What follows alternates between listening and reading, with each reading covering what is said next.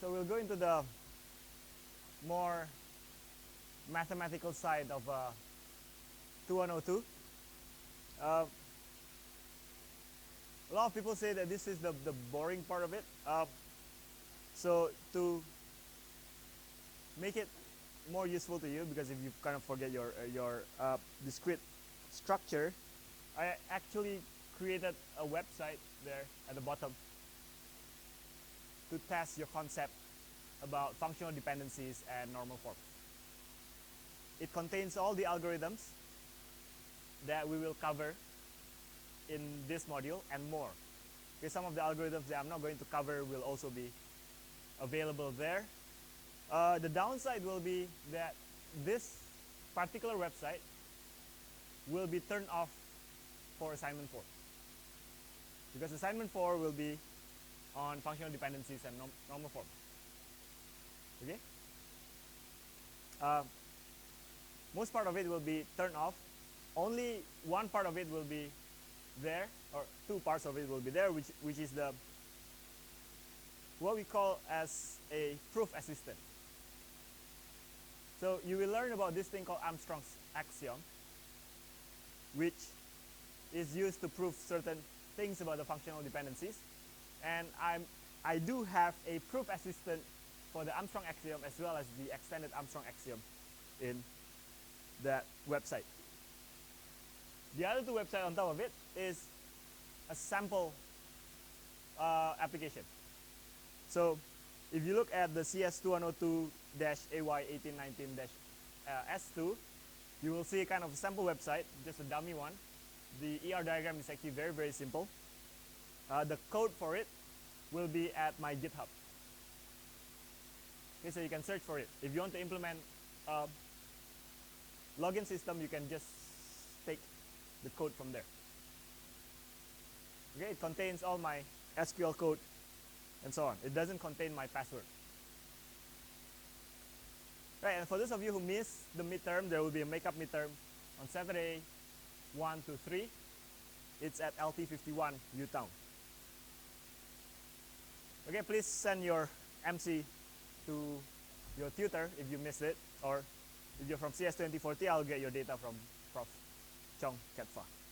And as usual, our remedial will be on Friday 3 to 6. Okay, so like I said before, this is very mathematical. This is what we're going to discuss today, which is about functional dependencies.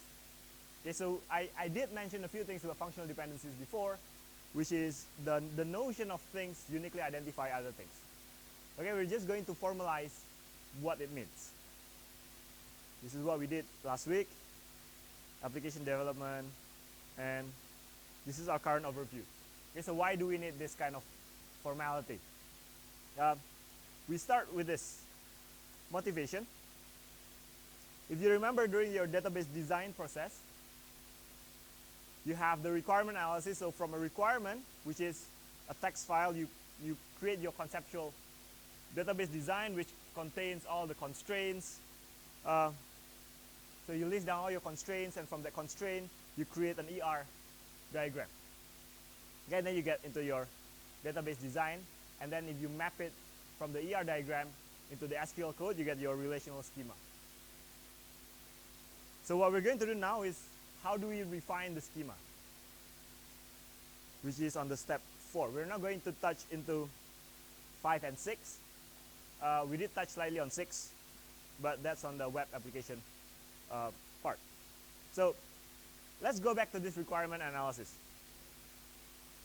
Okay, so you have read this before, and then we categorize them into entities, relationships, and attributes with the kind of constraints that we want.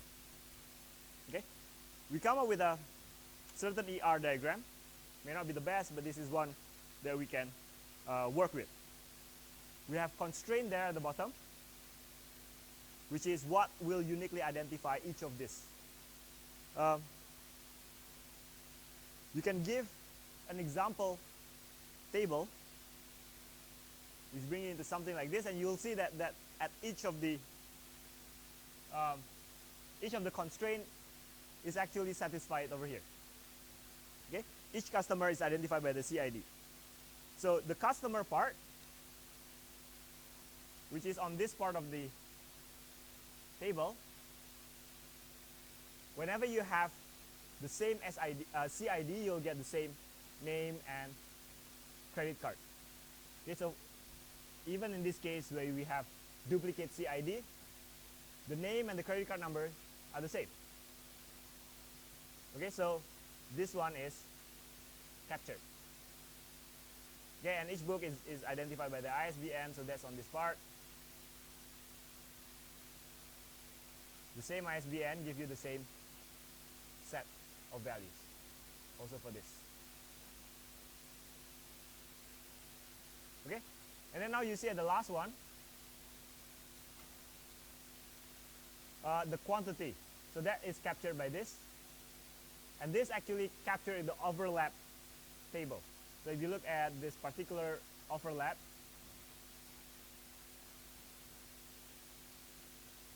if you have the same ISBN and the same credit card number, it will give you the same quantity. Now we don't have a counterexample here because our pair is definitely unique. Okay?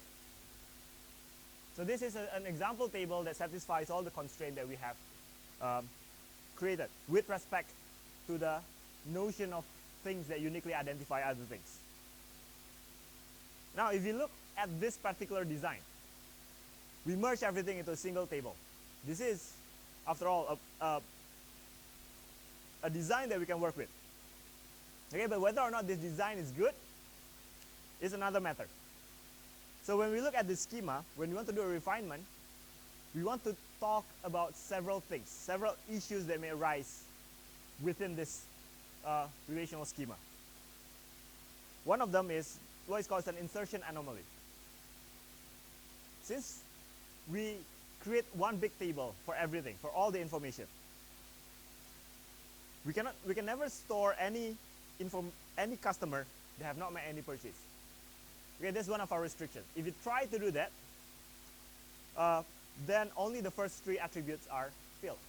The rest of the attributes will be null.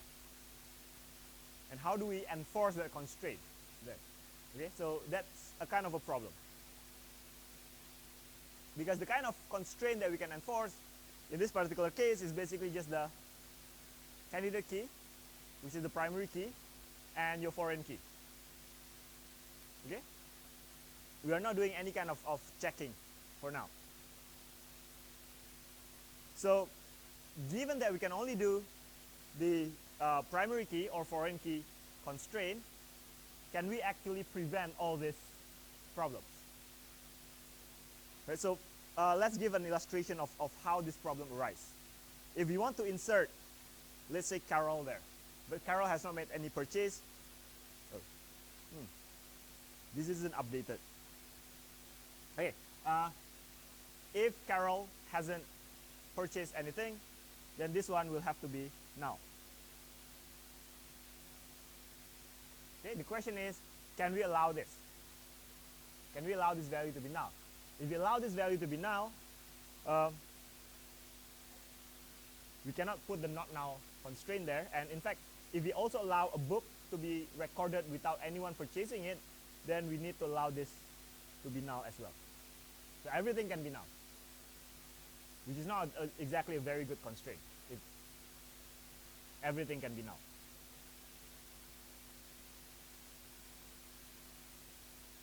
So let's take a look at the deletion anomaly.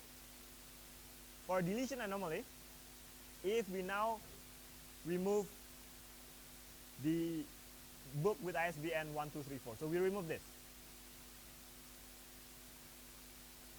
Since our removal is on the entire row, we have to remove this part as well. So now we no longer know about Alice. Alice is gone because we have removed something that is unrelated to Alice, which is the book. So that's kind of a problem as well. The update anomaly, which is the last one, is that if you want to change Trudy credit card into 5678, we cannot just do the changes on one row. We need to do the changes on all rows. if we happen to make changes only on this row, then the notion of an entity of the customer is now lost, because the CID will no longer uniquely identify the name and the credit card number, because we have this as different. So that's an update anomaly. We want to prevent all these problems, and we already have a kind of way to prevent this, which is our ER diagram approach, which is to separate this into multiple tables. Okay? So in this way, all the problems are gone. So if this is our design now, which is the design that we got from the ER diagram, the conversion of the ER diagram into SQL, then all of the problem is gone, because if you want to add another customer, we can simply add a new entry over here. And we're done. The customer may not have purchased anything, but we have recorded the customer. If we delete this, the other thing that we need to delete will be this.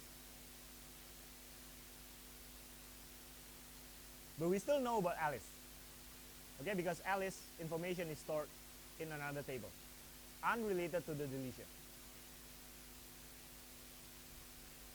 Okay, and the last one is that if we do an update on Trudy, 5, 6, 7, 8, then we don't have an update anomaly where we need to change in other parts. Every update only needs to update one row. Okay, so this is the advantage of having a better schema. And the last advantage is that it's not listed here, but we need to ensure also that this table and the previous table is equivalent, in the sense that given this solution, we can always get back this information. Otherwise, there's no point in having this solution in the first place, if it cannot reconstruct what we originally want to have. All right, and we can reconstruct the one at the top by doing the cross product with some selections. Okay, and in fact, most of this can be solved using a natural join. You can do a natural join on the tree table, and then you will likely get this, if the design is correct. Okay, so that's what we're trying to achieve. Okay, so now we don't have any more of this problem. So that's our motivation. How do we arrive at this? Okay, assuming that now you do not know how to convert any of the ER diagram into relational schema. Okay? Assuming that you don't know how to convert that into SQL code, can we still solve this problem? Okay? So once you solve the problem, what we want to have is basically a set of relations such that all the functional dependencies are captured. Once you have that, you have a set of relations. So let's say you have R1 contains A, B, C, R2, B, C, D, and so on. Then you can create each of these tables individually, okay, without knowing how the ER diagram is converted in the first place. Now, but the conversion that we do from the ER diagram actually kind of follow this notion of a kind of a normal form. We want to preserve as much as possible this functional dependencies. Okay, so let's start with the definition of what functional dependencies is. Okay, again, there's a lot of math. That's to be expected because this is a very math problem. The basic idea here is very simple. Like I've said before, we want to put, okay, this is actually just the basic notation that we use. I'll get back to this later. Functional dependencies is basically asking yourself whether you can write things in this way. Given a set of attributes A, can you write a function that gives me only one value, and that is B? Okay, so you write it as a function. Now this can be written as there's a functional dependency f such that every value a, if you can have a unique value in the attributes a, you will always arrive at a unique value in the attributes b. Okay, so that's what a functional dependency is. It behaves like a function. You can create a function that if I'm giving all these values as an argument, I will get back all the values in the attributes b. Okay? Some of the notations that we're going to use is that relations will be R. The name will start from R. If I need more relations, I will use a subscript. So R1, R2, and so on, until some value Rn. If it's a single attribute, there are a few ways I can write this, but it's always in uppercase. So I can write A. This is an attribute. This is B, C. Now if I want to group them together, I usually use subscript. So A1 will be an attribute, A2 will be an attribute, A3 will be an attribute. Okay? Just an abuse of notation. The R is not only the relation name, but also all the sets of attributes. If I say R, I meant both the name of the attributes as well as all the attributes. The name of the relations as well as all the names of the attributes that it contains. Okay, just to make things short when you write things. If I want to write a set of attributes, I can write things like this: A1, A2, A3. Or I can always write in lowercase. Any set of attributes this is a set of attributes. B here is also a set of attributes. And I can also use the subscript. This is also a set of attributes, and so on. Okay? So the main three things are R, used for relations and all the sets of its attributes. Uppercase. So uppercase, except for R, obviously, will be a single attribute. This will be single attribute. Lowercase will be set of attributes.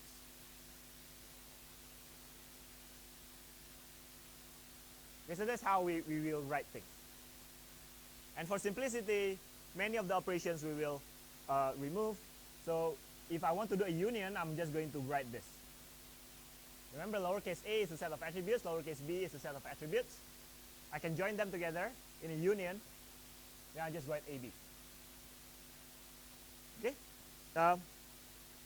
For the uppercase, because uppercase is just a single attribute, this is kind of a union together with a set. You create a set first, and then you union them.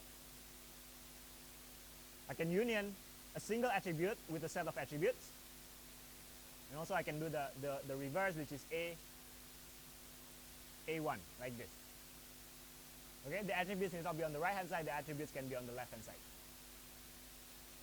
The set difference is using the usual notation. Right? This means that I just want to remove a certain attributes from the set of attributes. Okay, now this is the definition of the functional dependency using those notations. Again, the main thing is that if I can create a function, in the end I can answer the following question, that if I'm giving the value a, the only answer to this is only one possible answer, then that's a functional dependency. That means a uniquely identify whatever attributes the question mark is. Right? So the way we enforce this is using the primary key. Okay? But using a primary key is very, very strong, because it's not just going to functionally determines B, but also going to functionally determines the rest. Okay? Because it's the primary key. the entire relations will be functionally determined by the primary key. But that's one way we can always ensure that the functional dependency is enforced. Now we have this example here. Given that table, which of this example is incorrect? Okay, so you have CID to name. Again, like usual, we look for counterexamples. In this particular case, all the CIDs are unique. So this one is trivially true.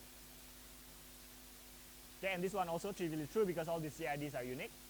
Okay, so it's not being violated. This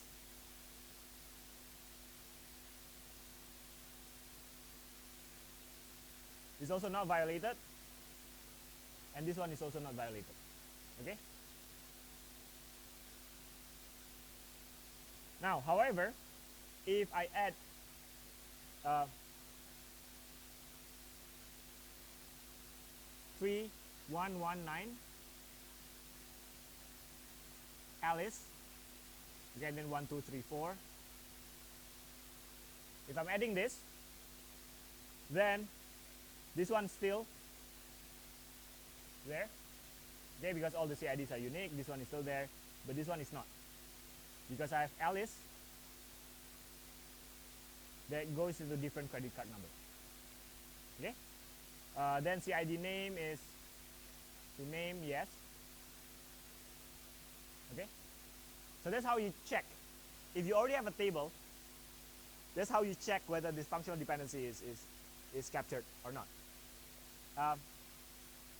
My next table is actually wrong because I forgot to add that example of 3119 Alice. Okay, so you need to add this such that this one will be wrong.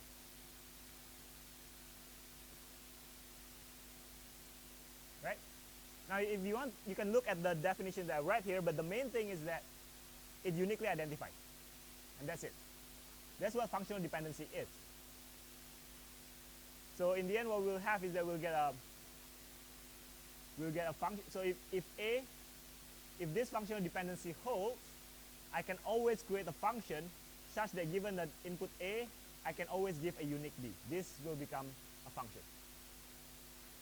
Okay? That's what functional dependency means. And that's where it gets the function. That's where you get the name functional dependency. Okay? If you look at this example before, we can write each of these constraints as a functional dependency. Okay, so we know that the customer is identified by the CID. So that means you will have a functional dependency from CID to the rest of the attributes. Okay? And similarly here, every book is identified by the ISBN, so you have ISBN, right arrow to the rest of the attributes. Each customer buys at most one book, and this one is your combination. Your CID, ISBN to quantity. Okay? So that's how you capture the functional dependency. And then you write it down like this. So CID to name and C card, ISBN to title, author, year, and so on. And then you have the combination. CID, ISBN to quantity. Okay, so once you can write this down, then we can start to look at other things. We can start to figure out how to make things to be our candidate key. Okay? Before that, we need to look at a new set of definitions. So this is basically just saying that whether the relationship, an instance of a relationship. So relation instance, if you remember, is a table, a particular table with all the values filled in. If you have a particular table given a schema R, that table satisfies all the functional dependency if every pair of tuples does not violate that the functional dependencies. Okay? Or again, we actually say that violates is the opposite of satisfies. But it basically just saying that for every unique values of A, you will get unique values of B. If you have duplicate A, you will get the same B on both. Okay? Now, a set of FD or a single FD holds if any relationship instance satisfies that. Okay?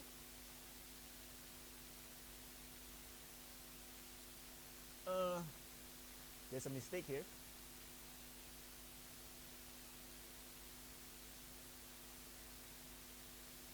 It satisfies F.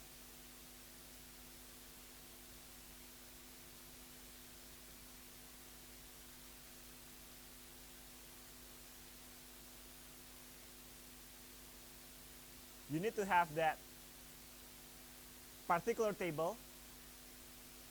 All possible tables must satisfy F. Alright? So not just any single instance, but all possible instances. And how do you know all possible instances? Well, the relation schema R contains all the known primary keys. Okay, so you can work from there. If you know all these primary keys, can we check that any possible instance satisfies a certain functional dependency? Okay? If the functional dependency F coincides with the primary key, then we're done. Okay? And then legal instance is basically for all possible FDs that is on R. Right, so I have a set of examples here. Which one of this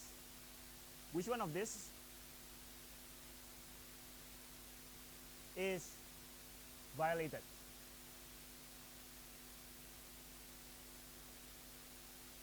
Okay, actually there's none that is violated because we start from the example that satisfies all these FDs. Okay? If I change one thing, there's a change here. Which of these FDs is actually violated?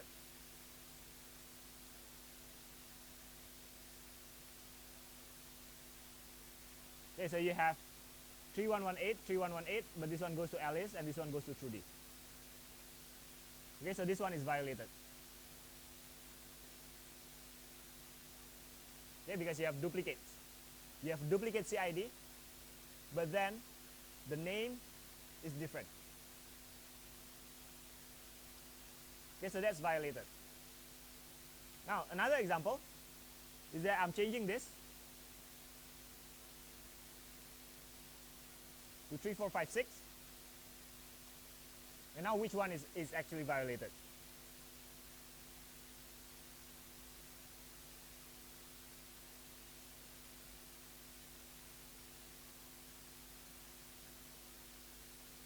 Okay, this one actually nothing is violated. Okay, because you have all different. These two becomes different. Okay, which means that my example is wrong. Yeah, I should change other things. I forgot I should not change. I should change that to 2102. Then it makes sense. Okay, not 3456. Okay, if I change this to 2102, then yes, it violates that. Because you have 2102 over here. This one goes to DB and this one goes to PSQL. Alright. Now I have this. I change this to 2102 and I change this to 1423. Okay? So now which one is violated?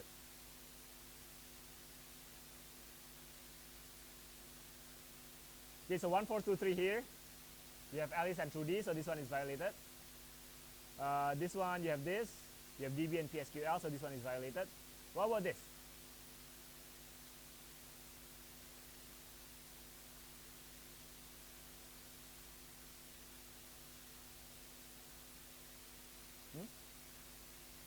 This one is violated over here. Okay, because you have 1423 and then 2102. If this one is actually 100, it's too sensitive. If this one is actually 100, then for some weird reason this one is not violated. Okay? Now this implies one thing. Just because each of the individual one, if left hand side is an individual value like this and is violated, doesn't mean the combination of it will be violated. Okay? You've encountered this before in the first few tutorials. Okay? When we talk about candidate keys, these particular things also happen, right? When you put more information on the left hand side, you may actually make it to be a key. Okay? So that is what is happening here. So if this one is 100, then this one may or may not be violated depending on the actual values over here. Okay, so again I forgot to do this because I actually changed this to 100 in my example. This one should be violated. Alright? This is the main problem when you're working at multiple computer and you try to sync using OneDrive. When you make the changes, it hasn't synced yet. So yeah, try not to do that, especially for your project. I typically use GitHub for coding project. So now, we know what a functional dependency is. We know how to look at tables that may satisfy or violate functional dependencies. Now we need to figure out this thing. How do we define a candidate key based on this notion? Okay, so there's this thing called trivial, non-trivial, and completely non-trivial. Trivial is the simplest one. Is basically if B here, the right hand side, is a subset of the left hand side, then it's a trivial. Why do we say it's trivial? Because it is always true. Every trivial functional dependency is always not going to be violated. And why? Because remember, think about it as a function. So if I have an argument A and B, I want to create a function that takes in these two arguments, and then I only want to know what is the value of A coming from here. I can define the function that returns A. So now this function definition just removes B. It's just going to return A. So this function satisfies AB to A. Alright? It doesn't introduce any new values. All the values is already given as an argument. So that's why it's called trivial functional dependency. It is always satisfied in any table. Assuming the table has a primary key. A non-trivial is if it introduces something new. Okay, so that means if instead of just A, I need to return C as well. So then this is non-trivial. Alright? Because, well, A is trivial part, C is the non-trivial part. Because I do not know C from just the input argument. The FD is completely non-trivial if all the information is new. If I don't care about A here, so it's AB functional dependency to C. This is completely non-trivial because all the information that I get will be everything that is new. Now there's this bit of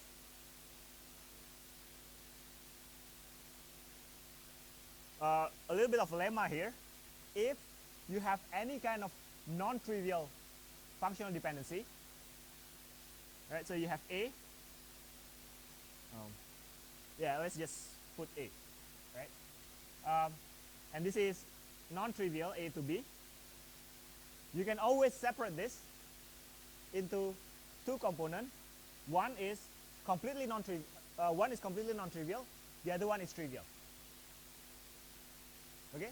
If you start with a non-trivial FD, you can decompose it into trivial and completely non-trivial. Okay, and the proof is simple. Okay, I'm just going to go from A to B minus A. It's guaranteed not to be empty because we say it's non-trivial, right? If you remove everything that we already know, then we get into everything that is completely non-trivial in the first place, right? So now on the other hand, this one will be just A to A. The part that is completely non-trivial will be carved out exactly with the set difference operation. Because again, B is equals to B minus A union A. If you remove A, you join it back again, you get B. Right? So yeah, so every non-trivial, so everything in the middle here,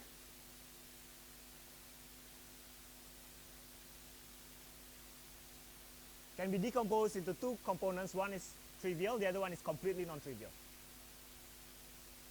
Right, so let's take a look at the blank table here. So AB to B is definitely trivial, right? Because B is a subset of AB. Okay, it's not non-trivial because it's already trivial. And if it's already non-trivial, it cannot be, if it's already not non-trivial, it cannot be completely non-trivial. AB to AC is non-trivial, but it's not completely non-trivial. Okay? And because it's non-trivial, it cannot be trivial. This one is completely non-trivial. Okay? But is it non-trivial? So that's the question. So again, we say that every non-trivial FD can be decomposed into a completely non-trivial and a trivial, which means this one is actually non-trivial. Every completely non-trivial FD is at the same time non-trivial. Right? Yeah, then it cannot be this. The last two. So on the right hand side is it's an empty set. And then the question is an empty set a subset of anything? Okay, so if you say yes, then it should be trivial. Okay? An empty set is a subset of empty set.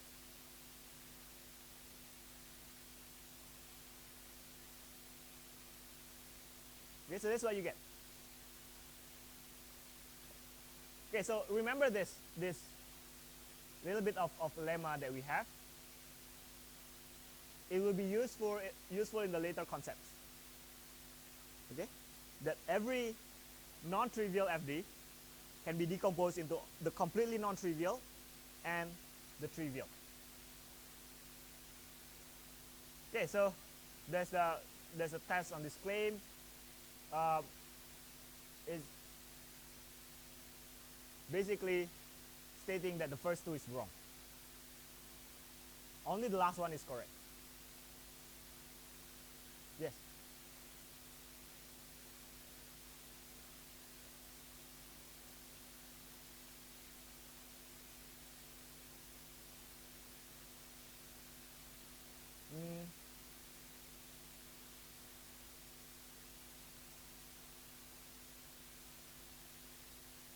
True. It has to be non-trivial first. It is non-trivial and the intersection is 0. It's empty. In any case, you should not care much about that. because this will never arise in practice. Okay? I will not give you anything closely resembling this. Okay? There's a reason why it will never arise in practice, and that is because imagine you have a table that satisfies, let's say on the left hand side you have this, and then you say that this is satisfied. So what does it mean? Like, I'm giving you any kind of single attributes. I'm telling you that this is actually satisfied. What does it mean? It means that if you look at it in terms of function, I have a function that takes in no argument and return me a. This is a constant. You have a table with only a single column and only have one possible row. Okay? So, yeah. So there really is no useful database that captures that. Because if it's a constant, why do you even put a database on it? Why do you even put a table? Right? So, yeah. There's that. And then there's this one. So the trivial FDs are also completely non-trivial. Well, again, you can't, because trivial and non-triviality give you a different set. Okay? If you can know all the trivial FDs, and then you union them with all the non-trivial FDs, you get all FDs. Okay? And in fact, if you have a trivial FD, and then you have a completely non-trivial FD, you union them, you get the entire set. Okay, so yeah, so those are some of the properties that you might want to think about. Okay, so these two are false claim. Only the last one is a true claim, because it is a very strong claim. I'm saying that there exists for anything, right? And I cannot find a counterexample because I need to prove it. Okay, so I'm just putting it as a claim for now. So any questions on this? So let's take a look at our tools. This is our tools. This is for the Armstrong axiom. This is the example usage, if you want to try. Because this is a proof assistant, you have to give very specific sentences. Okay? If you don't give exactly these sentences, then you will not get the correct answer. For now, what we're going to, for the next section, what we're going to discuss is basically the attribute closure as well as the minimal cover. Okay? Attribute closure will come from the notion of functional dependencies. And also, we will going to go through the super key as well as prime attributes. I do have this trivial, non-trivial, and completely non-trivial, so you can check. So A to B, is it trivial? Okay? The trivial FDs are nothing. If you give a lot,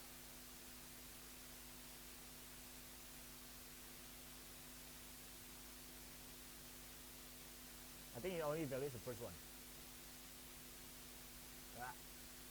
No, because it's asked for triviality. Okay, it's not. Okay, so A to A, B is non-trivial. B to B is trivial. BC to C is also trivial. So these are the trivial component. The non-trivial component are simply just A to AB. The completely non-trivial is nothing. And if you want to non-trivialize this, you'll get this. Okay? Again, like I said, you can always make it to be non-trivial. Well, No, if it's non-trivial, you can always make it to be completely non-trivial. That's what the non-trivialize button is doing. So let me give you an example: A, B, C to B, C, D, E, F. If you try to non-trivialize, you'll get A, B, C to D, E, F. Just remove B, C. Okay, and the reason why so if you look at so this is a precaution that I'm using. You see that there's a lot of JavaScript here, but this JavaScript doesn't actually do anything. It's not going to compute anything. Okay, what it's doing is basically communicating with the server. So I'm putting it behind a server.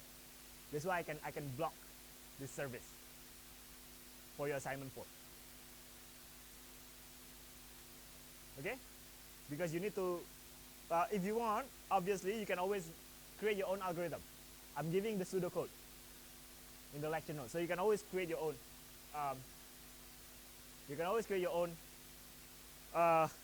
Code, but again, there will be no guarantee that it will be correct. And making it in JavaScript is actually a nightmare. So this one was done last semester during the break. Okay, so that's the short summary of the tool. These are the two that we will mainly use until so this part, dependency preserving, we will talk about that when we talk about normal forms. Okay?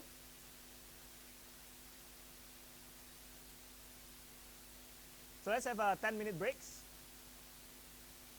We'll come back at 5.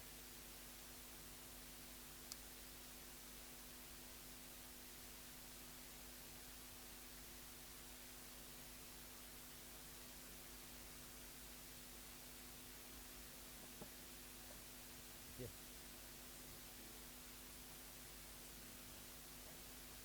Yes. Yes.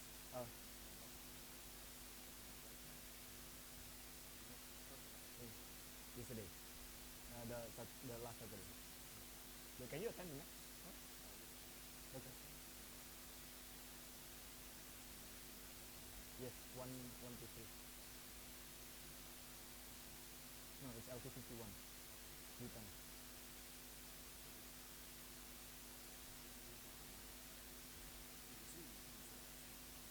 Yes.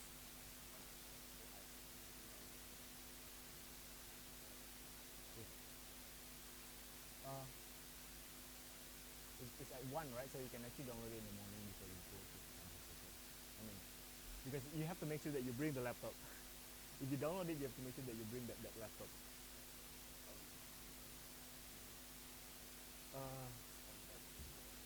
It's something like this.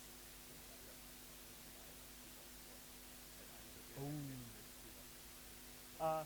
We will do the alternate seating. So you can put, yes. Not ideal, but that's probably it. Because otherwise you need to put your keyboard here, which is even worse. Yeah, so you can put that there. So you put your, you may not be able to use a wireless keyboard. Yes, because the Bluetooth, I think the Bluetooth will be disabled actually. It is because of a request from another module. So someone figured out that 2 Macs can communicate via Bluetooth. So if people are using Mac, and then they open something, I forgot what app it is, they can communicate just by using Bluetooth. Well, I mean, you can. That means you can cheat. So I think that's why then they block Bluetooth. No. Hard copy is it's open book. But again, why do you need to print if you have access to the? Oh, sure.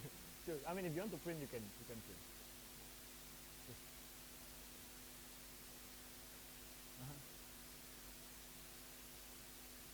Yeah. So yeah. Also, if possible, try to I'm trying to collate everything, right? So try to give the M2 to your TA during tutorial, or unless you need it for another module. Yes. Yeah. Sure. I'll inform the TA.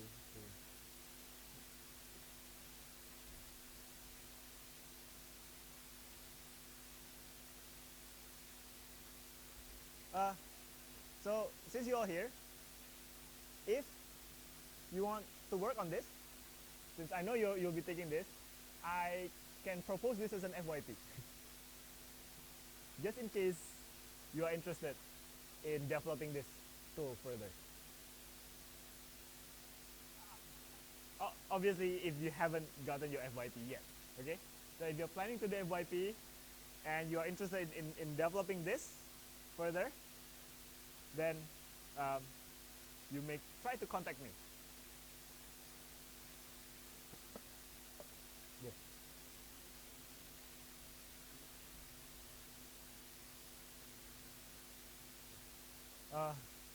You can show up, but just make sure that the TA knows you're from another one, and then just make sure that you get. Yes, and you're not the one presenting. Okay, just a little bit of advertisement. I haven't posted this up because I was still checking the correctness of this, whether my proof assistant here is correct or not.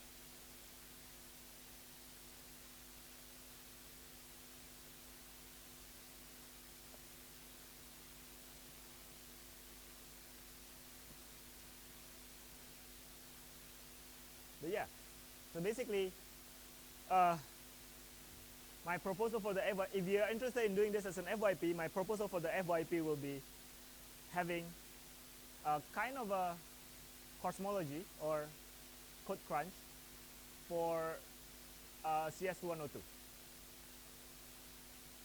Okay, because currently it's difficult to integrate this into the typical stuff like code crunch or cosmology, because you do not want to use the underlying database.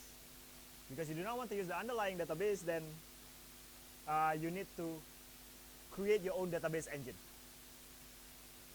So yeah, that's basically the main problem.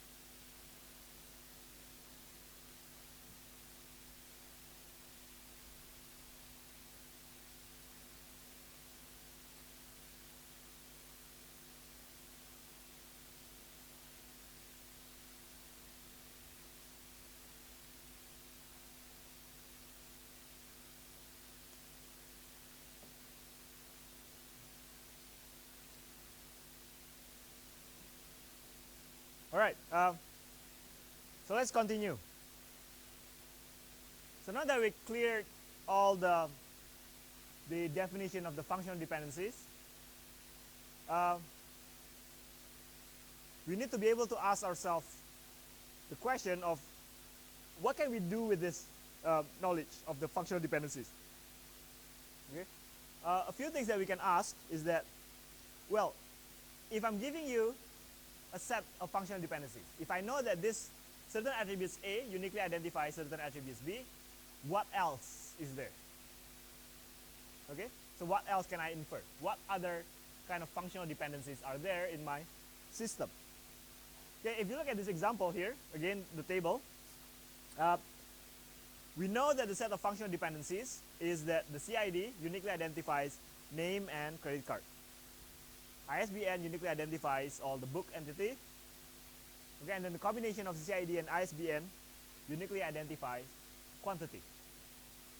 So the question is, will this one be valid as well? Is it a valid functional dependency?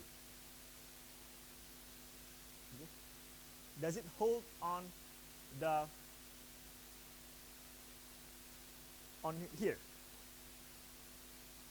Right? Again, this one actually holds because if you look at this, a single instance here, you have CID, ISBN. Okay, so you have this. The name is Alice. Okay, so that's unique. Even for those that are the same. Here, you have 1423, 1234 goes to true D, and then another different one, 1423, 2102 goes to true D. Okay, the pair becomes different. And then for the last one, this and this goes to Carol. Okay, it's still unique. All right, so the combination of CID and ISBN also uniquely identifies name. And what about ISBN to quantity? Okay, in this particular instance,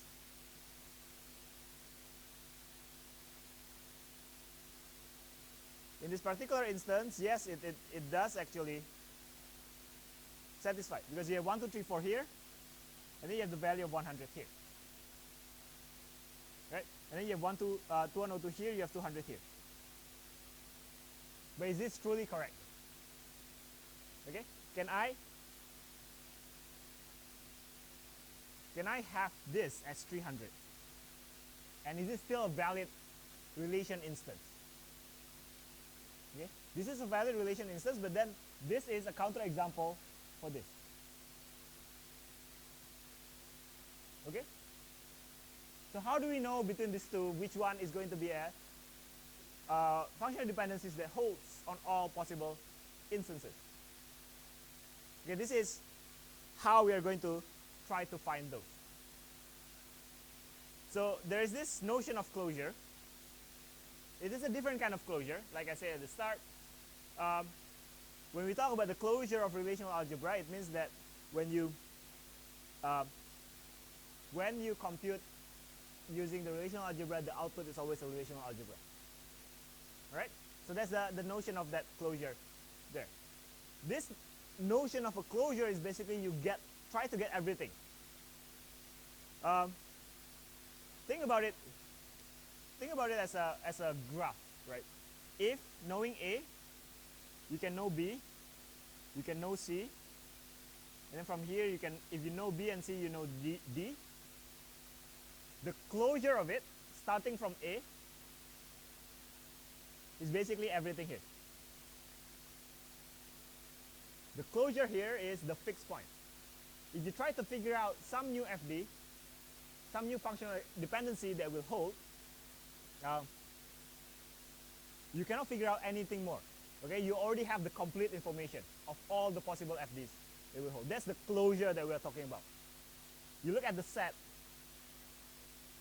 you carve out exactly where that set is at the boundary. Okay, this is our closure. That is the meaning of our closure. It is defined mathematically here as the f plus.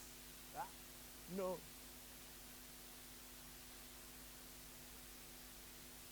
As the f superscript plus here. Okay? So there's a closure. It is basically all the functional dependencies that will hold on the set F.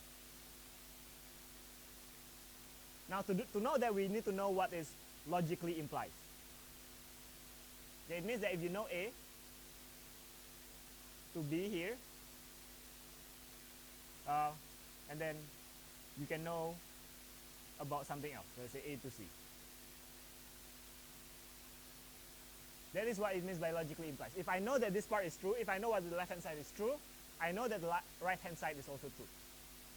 Of course, this is not a correct one, but another example will be this. This is the correct example. So if you know the A, if you know unique A, you know unique B, and if you know unique B, you know unique C, then you will know that for every unique A, you will know unique C. Okay? So this is kind of simple, because what is basically saying that you need to have a function that given A, you can give C. But you already have a function that given A, I can get B, and give function A here. And function B that is given B, I get C. Okay? To construct this function, I can just say that f is equal to fa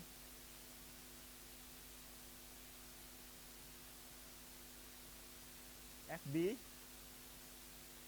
composed with fa. Okay, wait. I forgot the arrow. The composition is basically doing this. You perform fb from fa. Alright? You do the composition. So there's the function f. Function f get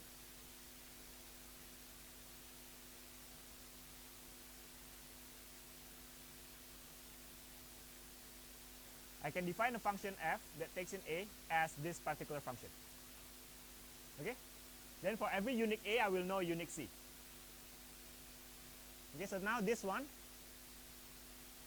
this functional dependency is uniquely implied by this functional dependency, by the set of functional dependencies. Right?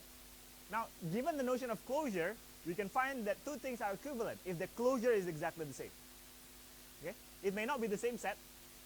Obviously the same set will give you the same closure, but they may be different set, but they still give you the same closure. Okay? So that's what we mean by equivalent. So there's a simple example here. Enumeration will definitely work, but again, you will need to go through 2 to the power of n times 2 to the power of n possible combinations. Okay, so this is the closure. So you can check that everything that is trivial is always true. Okay, so you can cross off this.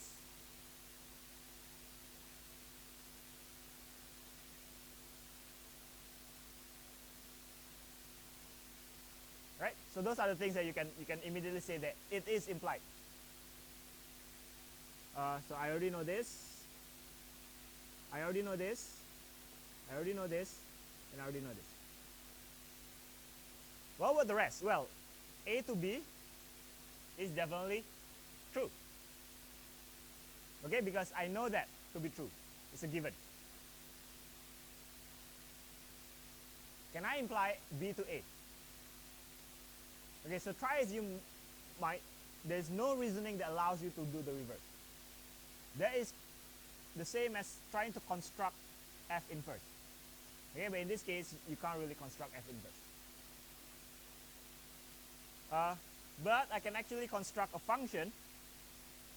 So if I know that fa, given a will give me b, I can construct an fab here that given a, give me ab.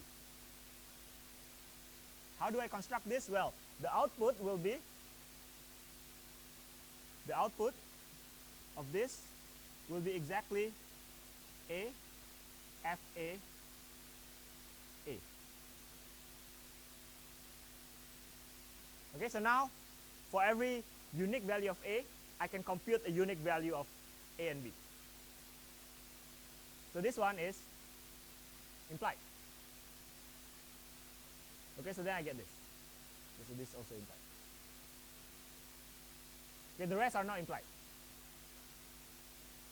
But this is kind of still tiring, right? Because you need to go through all the 2 to the power of n times 2 to the power of n. And then for each one of those, you need to figure out, well, this one I can construct a function by doing this. Okay? Is there a way that we can simplify this? Well, instead of using this enumeration, we can try to do other things. We can know certain things, like I said before, everything that is trivial is definitely going to be implied, because it is always true. You can always construct a function that either returns exactly the argument or a subset of the argument.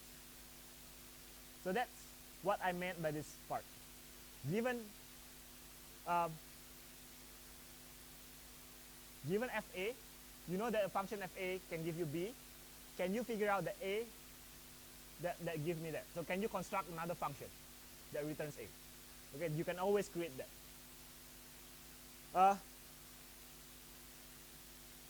This one is,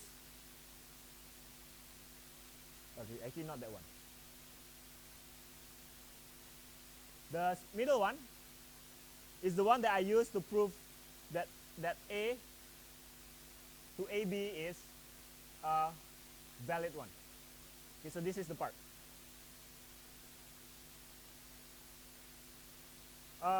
It's basically doing this. So I know that I have a function fa that given A, I can get B. What I want to create is a function fac that is given A and C. I need to give B and C. So give me a definition of this function. What must it return? Well, the return value is simple. It is basically fa of A and C. And that is exactly this. Right? Okay, and then the last one is my first example, which is if you know A uniquely identifies B and you know B uniquely identifies C, then I can always compose them such that given any A, I can figure out the C. Right? So if you combine all of this and you rewrite that into the functional dependency forms, you will get this 3 things.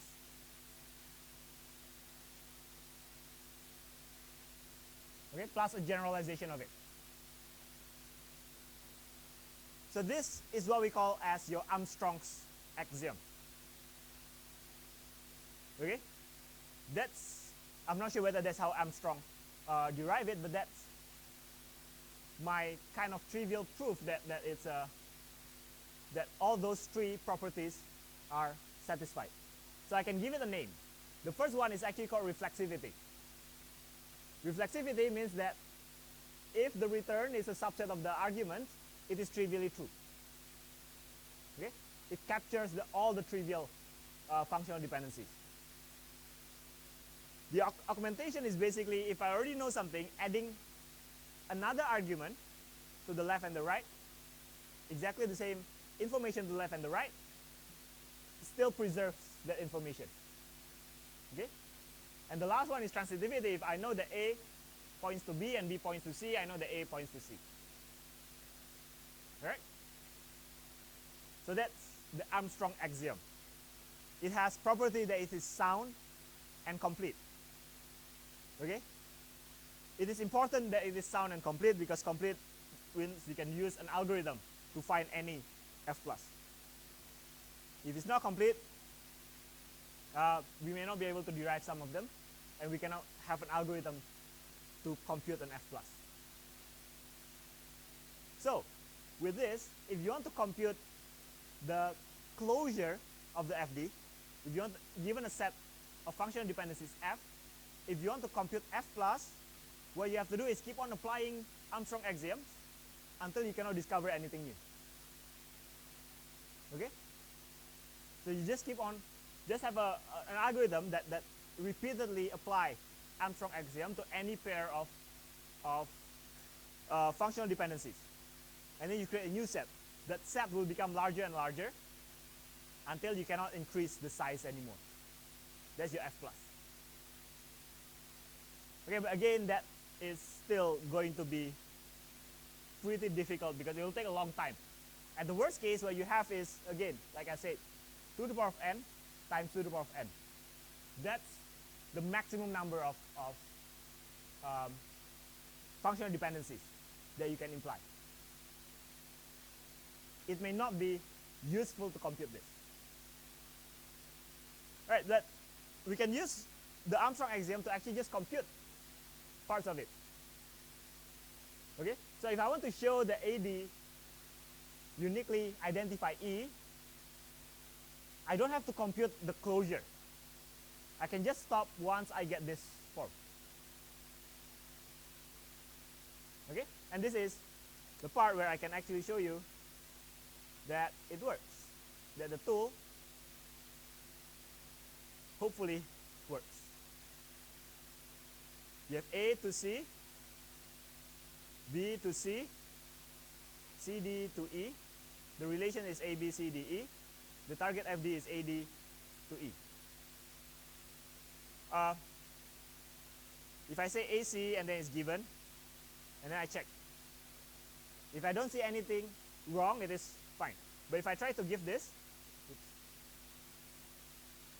B, then I check. Then you see an error message here. It is not in the given FD. Okay? So this is a proof assistant. You have to give the step. It will not give you the proof. You have to give the proof. It will check that every step is correct. Okay, so now AD to CD, this one is augmentation of 1 with B. I remove the off so that it's easier. CD to E, this is given. And then AD to E is transitivity 2 and 3. So the one in the square bracket, can I make it? The one in the square bracket is the reason. If you check now, you get something that is, the background changes to green. That means you have reached your target. Okay?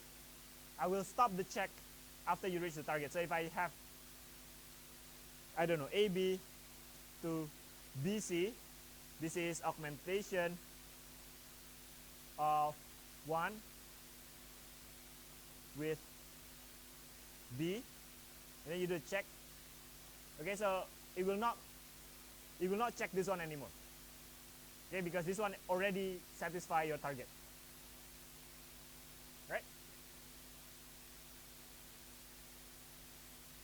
So yeah, so you can check whether each of your steps is correct or not using this tool.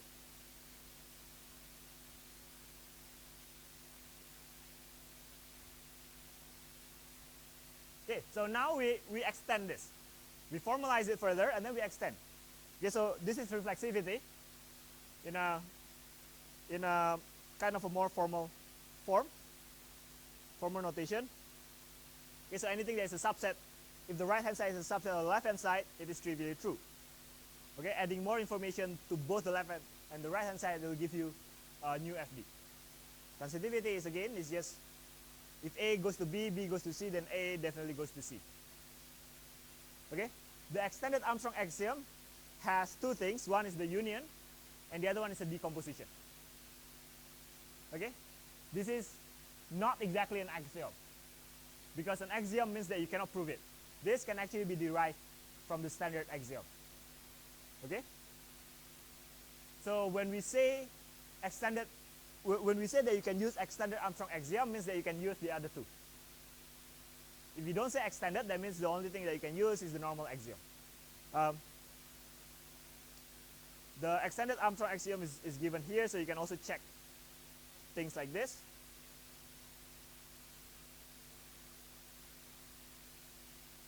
A to B, B to C. Okay, you can do A to B, C, D.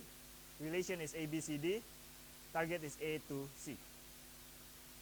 Okay, then you have A to B, C, D, which is given. And then A to C, which is a decomposition of 1. Right? And then if we check, yes, it is correct. Okay? If you do A to E here, decomposition of 1, you'll get the mistake over here. It's an invalid result. Because from BCD you cannot decompose. So if you have D here, yes. Although you have a redundant step over here, but it's still a correct proof. Okay? And that is this one. Okay, so we can use it to find this. So you want to show that these two are equivalent. So what you want to figure out is all the steps, all the functional dependencies in G can be derived from here. It's implied by this. Okay, and I can give you a simple proof here.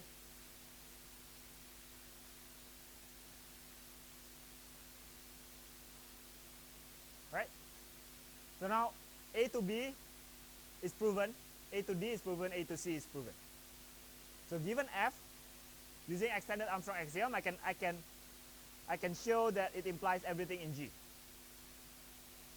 Similarly, given G, I can show that this one is implied. So A to B, A to C, A to D, A to B, C, D.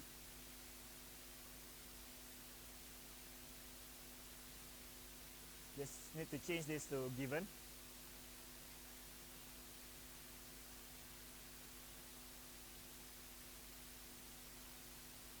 And then BCD, which give me union. Okay, 1, 2, 3. I union all of 1, 2, 3. Right? And then I get it checked. Okay, so any questions? You might ask yourself, why do I need this? Well, that's because reflexivity can introduce new things. If I try to introduce E to E, although it is trivially true, if I code this correctly, this one should be wrong. Okay, I didn't code this correctly. I actually need to check that it's part of the relation schema, right? But apparently I did not check that. Is it checked here? Okay. Oh, actually E is there. So F. Okay. Yeah, I need to debug this. But ignoring that, it's fully correct. Okay, so that's the proof. The proof is basically just using the union and the decomposition of the schema, the axiom, the union axiom and the decomposition axiom of the extended Armstrong axiom. All right. So it's a pretty straightforward.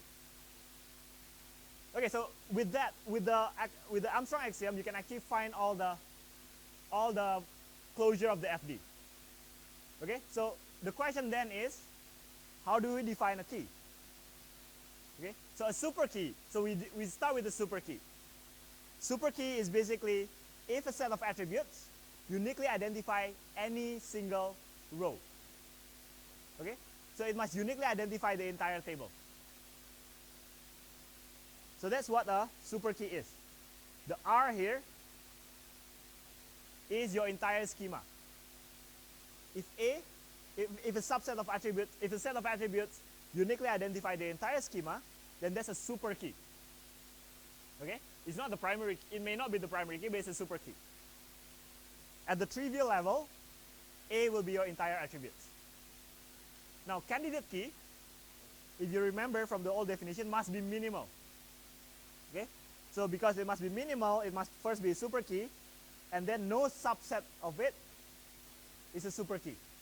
So again, we fall back to the earlier definition. This is our candidate key. And we choose one of the candidate key to be our primary key. So we can also say what is the prime attribute. The prime attribute is if the attribute is within any one of the key. Okay, it's not all the key, it's just some of the key. If there's at least one of the key, then you just, if there are multiple candidate keys, then what you do is you union all the left-hand side. Then you get the prime attributes. Okay? Computing the prime attributes can be expensive. Okay, because what you can do is you can compute the F plus, and then you union all the left-hand side such that it satisfies the key. This is the part where we can actually use a simpler definition, which is the attribute closure, to arrive at the same conclusion. Okay, so instead of computing F plus, because again you may have 2 to the power of n times 2 to the power of n functional dependencies, you can simply compute the closure of the attribute. So what we want to do here, if we know A, what other things can we know? Okay, so if A points to B, then if you know A, you know B. And then if B points to C, then you know C. Okay, so we keep the left-hand side as that particular set of attributes A. We need to expand the right-hand side as large as possible. Okay, so that's our objective of computing the attribute closure. And how do we do that? Well, we just keep on, again, if you know all the F plus, then you can just look from the F plus. Okay, but the main idea here is to extend only the right-hand side. The left-hand side remains as A. We try to make the right-hand side as big as possible, okay, until we cannot make it bigger. And once we do that, we can then use the decomposition rule of the extended Armstrong axiom to derive that individual attributes. So that's how we get the attribute closure. Right? So we keep this. The left-hand side must be the same. The right-hand side can be as large as possible. So there is an algorithm, and the main idea of the algorithm is basically this. Right? The more you know about things, the more you can reach other things. So for instance, if I have a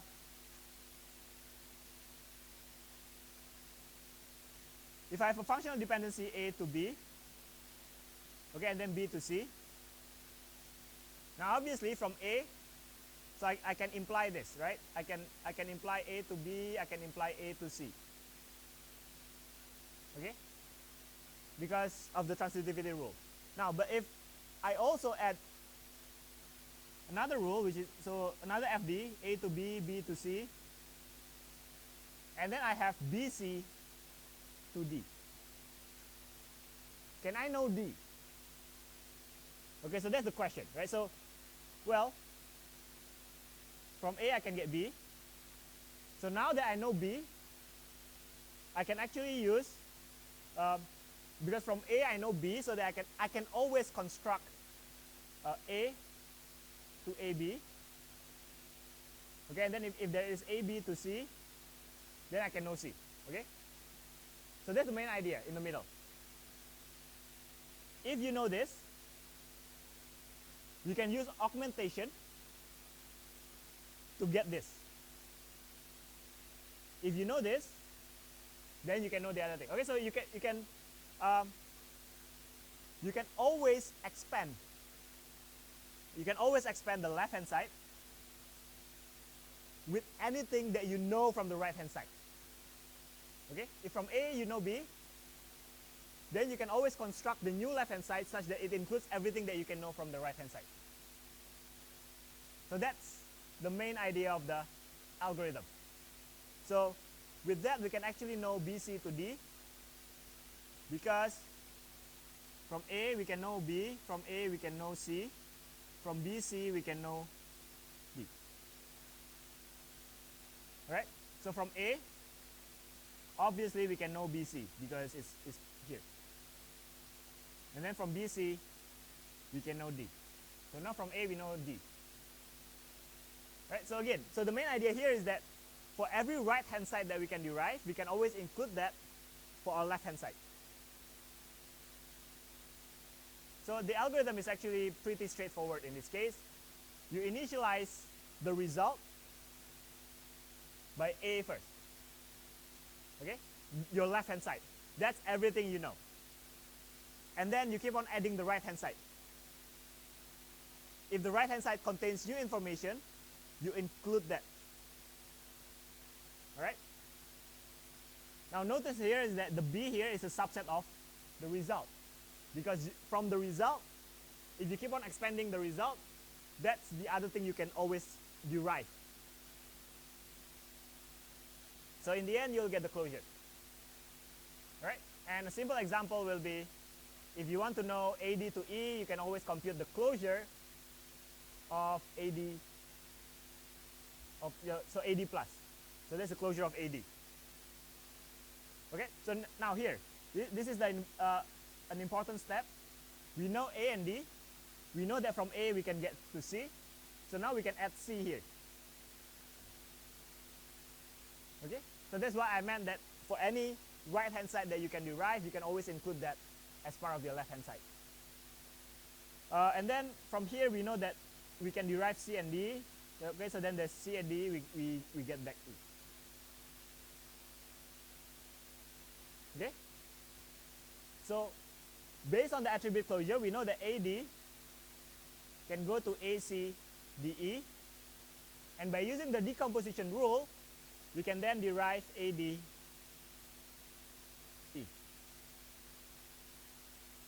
Okay? So any single functional dependency, any single functional dependency A to B is implied if and only if B is a subset of A plus. Alright? So you have this very nice property. And that's the use of the attribute closure. Okay, you can compute the attribute closure using the algorithm. The algorithm is already implemented in the tools. The next one is that we want to also compute what we call a minimal cover. Okay, so why do we want minimal cover? Well, we can compute F plus, right? From the A plus, from the attribute closure, we can always compute the F plus. Okay, so how do we compute the functional dependency closure if you only know the algorithm for an attribute closure? Well, you compute the attribute closure for all the possible left-hand side. Okay, so the left-hand side must be the power set. It's an element in the power set of R. So then you can compute F plus. Okay, because you can compute F plus, some of the FDs can be removed. We say that they are redundant if the removal of that does not change the F plus. Okay, because we can remove some FDs, that means those FDs need not even be mentioned at all. When you create a table, okay, when you create a table, that means you don't even need to create the table specifically for the FD. So that's the reason why minimal cover is important. Because every table captures certain functional dependencies by your primary key.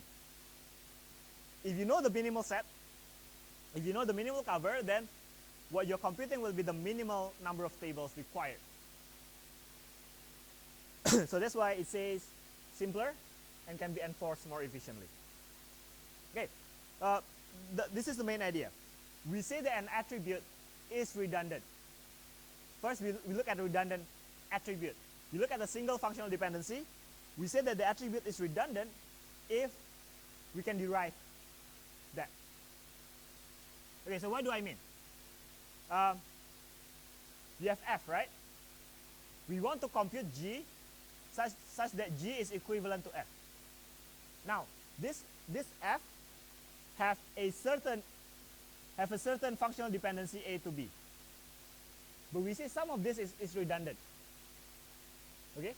We say that some of this is redundant because if you do A minus A, it still implies B. Okay? Not implies, it functionally determines B.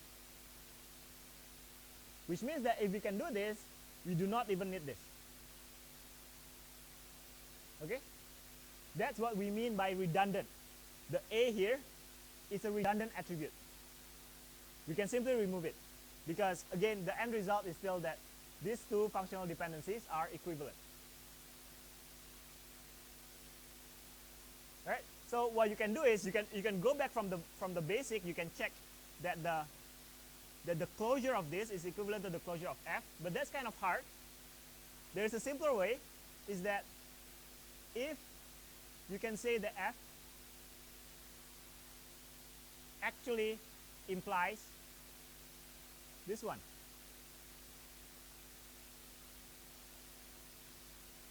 If F implies this, that means you can actually replace A to B with this. Okay? So that's the main idea of how you can check whether an attribute is redundant. Right? And with this one, we can actually have a much faster algorithm. Because what we can do is, we can check, remove one of the attributes, can you imply that? Okay? Keep on implying that. And how do we know that we can imply this? Well, we compute A to A minus A plus. If it includes B, okay, then you have these functional dependencies. Right? So that's that's a redundant attribute. And then we say that a redundant, this is an example. You compute B plus here. B plus is ABC. All right. So then you can change that to B to C. Okay, but also A plus, you can get A to C. So then you can actually replace this with A to C. Now, even though we say that individually both of them are redundant, we cannot remove both. If you remove both, what we get back is this. But this is not correct. You can only remove one of them. Right? So once you remove A, you arrive at this. This one you cannot remove B anymore. Okay? That's the little detail that may throw you off. Okay, so both attributes might actually be redundant, but not both of them can be removed at the same time.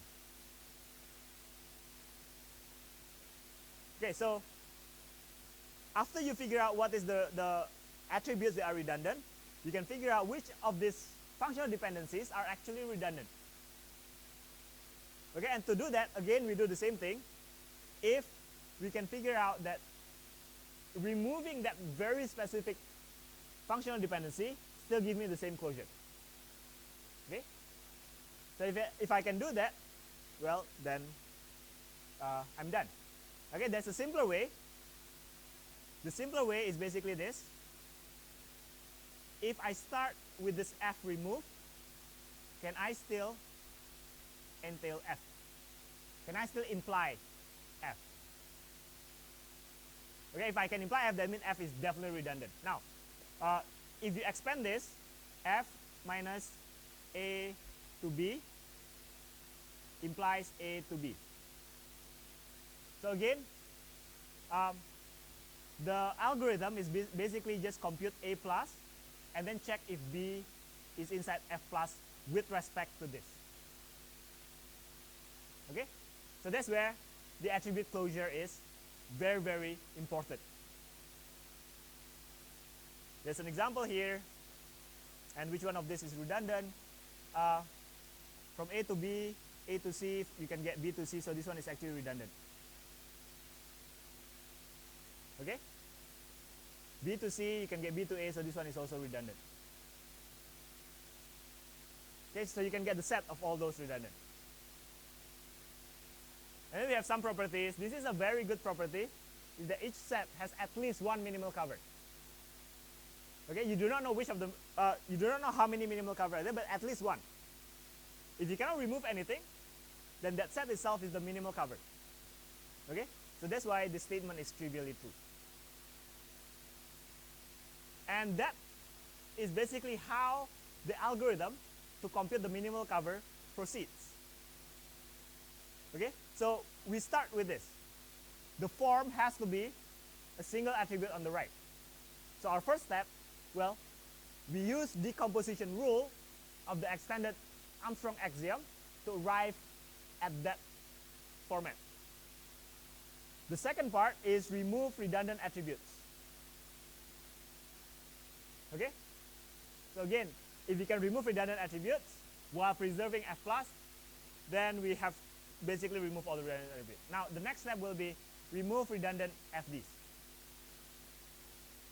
Okay? It doesn't matter how you remove those, as long as you can first break down using decomposition. Second, you remove redundant attributes.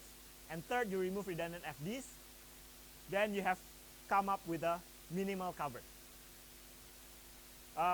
The algorithm that I'm giving you is one possible way to do that. The middle one here, remove redundant attribute. It is doing that by doing exactly what you expect. Okay? You remove that certain attributes, you compute the closure of it. This is done by algo number 1. So if you can implement algorithm number 1, you can compute the closure, the attribute closure. And if you can find B in there, then the attribute A is redundant. Okay? Once you found one of the redundant attribute, you immediately remove the attribute. Okay? So now we don't have the problem of removing all the attributes. So remember the previous one, we said the A, B to C. Okay, we said that A is redundant, B is redundant. Okay, now it depends on the order of removal. If you remove A first, you will arrive at this.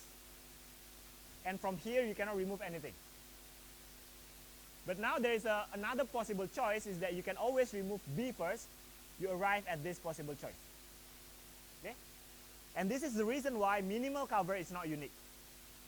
Because which of this attribute you remove will change the final result. Okay? And then to remove the redundant FD, again you compute this. But with respect to a simpler set. Okay, so again you use algorithm 1. Okay.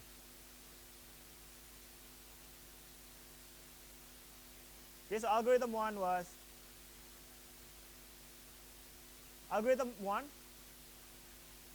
have two sets of input. One is a set of attributes and the other one is a set of FD. Okay? So when it's used in the minimal cover,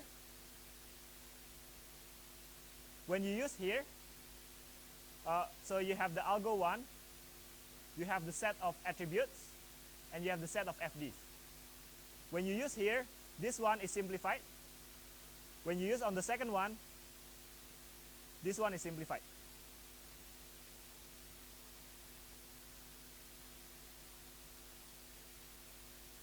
Okay? So that's basically your second algorithm to compute the minimal cover. The main idea is very simple. You decompose, remove redundant attributes, remove redundant FDs. Okay? And then you can actually just run this algorithm, and then you will get into this result. Okay, you figure out which one is redundant, which one is non-redundant, and once you get this, you figure out which one is a redundant FD. Okay? So yeah, so I'll upload the full slide later, so all the example you can follow through. The main thing is you understand the algorithm without remembering everything about the algorithm. Okay? So just remember how we derive the algorithm, and then you should be fine. hopefully. All of this hinge on the simple fact that attribute closure is very, very important. It simplifies a lot of the calculations. All right, so if there's no questions, then I'll see you next week.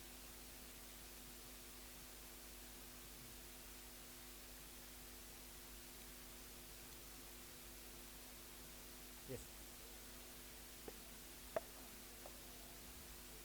Yeah, I haven't had time to look into that again. I'll try to restart that tonight.